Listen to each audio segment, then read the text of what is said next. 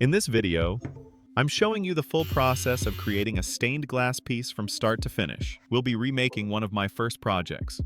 This bold skull design wrapped in barbed wire. It's rugged, symbolic, and one of my favorite projects so far. This video will be in sections.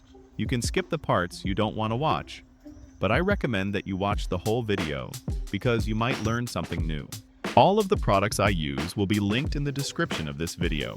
Most stained glass artists use printed designs on waterproof sticker paper.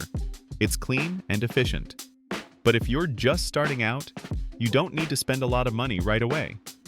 You can create your own design on paper or find one online. We also have some great beginner-friendly patterns on our website. Check the description if you want to skip the drawing part. For this piece, I designed the skull and barbed wire in Photoshop. But here's the most budget-friendly method. Just put your paper against a screen and trace it by hand. It works surprisingly well. Don't forget to number the pieces. Trust me, it'll save you a headache later. Once everything is cut out, lay your paper pieces onto the glass. If you're using regular paper, I recommend either gluing it to the glass or tracing around each shape using a white marker for dark glass and a black marker for light glass. Once your pattern is transferred onto the glass, you're ready for the next step. Let's talk about cutting glass. First, make sure your design is placed on the flat side of the glass, not the textured side. This helps your cutter glide smoothly and gives you more control. Now grab your glass cutter and hold it like I'm showing you in the video, straight up and down. You can tilt it slightly forward or backward for comfort, but don't tilt it side to side. You want the cutting wheel to stay aligned with your pressure. Stand in a position where you can move freely and naturally, especially for longer or curved cuts. Don't lock your arm. Let your body move with the cut. It helps you keep that smooth motion. You're aiming for one continuous score, not multiple passes. It should sound like a zipper. That's how you know your pressure is right. Once scored, use running pliers to break the glass cleanly along the line. For smaller adjustments, use grazing pliers to nibble away uneven bits. Tip: practice on scrap glass first. You'll probably break a few pieces, and that's totally normal. Every cut gets easier with practice. Take your time, focus on control, not force, and you'll get a clean, confident cut. Sometimes the glass can be broken with tapping the other end of your glass cutter like this. This also helps with more difficult cuts. Now that all your pieces are cut, they probably look a little rough around the edges. Literally. The cuts won't be perfect yet, and that's totally okay. This next step is where we fine-tune everything. We're moving on to grinding, which smooths the edges, helps your pieces fit better, and makes the foiling process way easier. Let's get into it.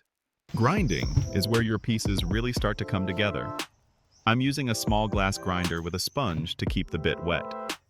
The water prevents the glass dust from going airborne and keeps the grinder bit cool. There are many glass grinders out there in the market, but this budget one still keeps me going after years of using it.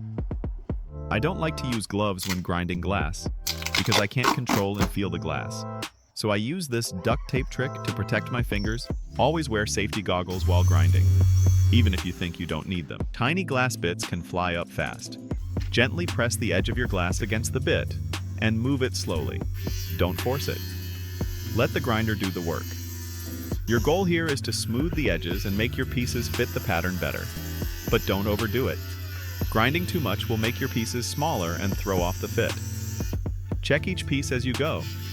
If it lines up nicely with your layout copy, you're good to move on. Take your time with this part. The better your fit, the cleaner your solder lines will be later. Once everything fits together like a puzzle, we're ready for foiling.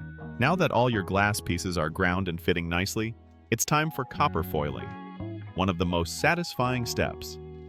Start by making sure each piece is completely clean and dry. Any dust or moisture can mess with the foil's adhesive. I'm using 3/16-inch copper foil tape, which is a great standard width for most stained glass projects. Peel the backing and center the foil along the edge of the glass. Press it down as you go, wrapping it all the way around the edge. Once it's in place, use a fid, also called a burnishing tool, to press the foil down firmly on all sides.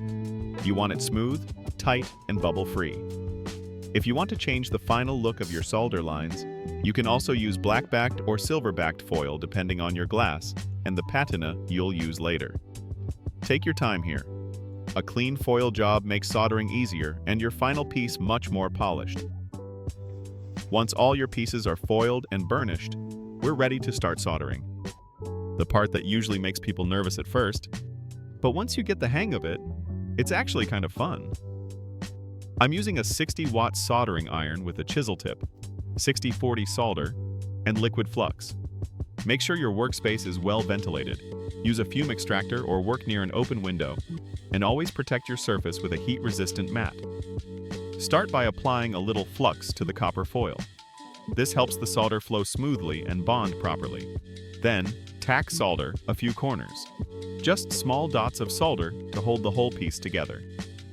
Once everything's secured and aligned, go back and run a smooth bead of solder along each seam. Try to keep your iron moving. Not too fast, not too slow. You're aiming for even, rounded lines. Flip the piece over and repeat the process on the back. If you're adding loops or hooks for hanging, solder them in now while the surface is still hot. I drew a circle on a piece of paper for reference and made my barbed wire from a piece of metal wire. Normally, this is where I'd show you how to apply black or copper patina to the solder lines.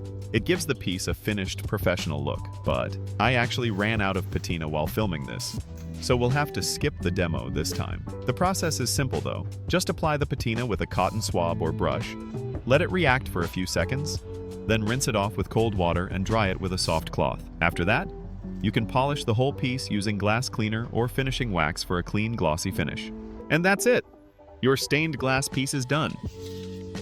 From sketch to solder, every step in this process teaches you something new. It's slow, it's hands-on, and it's deeply rewarding. I hope this video helped you see what stained glass is really like. Not just the techniques, but the experience of creating something by hand. If you want patterns, tool lists, or guides to help you get started, check out everything I use at glassgarden.info.